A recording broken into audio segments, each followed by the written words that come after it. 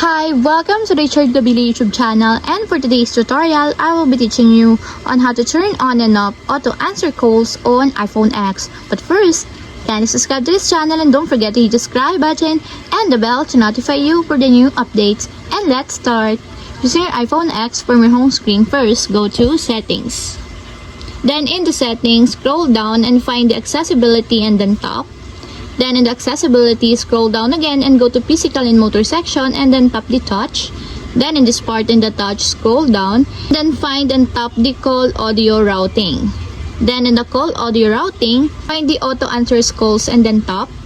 Then in this part in the Auto Answers Calls, as you will see, there is a switch button located on the side of it. Then all you have to do is just tap it to enable until it becomes green.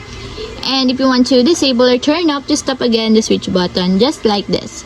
And that's it, we have successfully turned on and off auto answer calls on iPhone X. If you have a question, kindly comment down below and don't forget to hit the subscribe button and the bell to notify you for the new updates. And thank you for watching!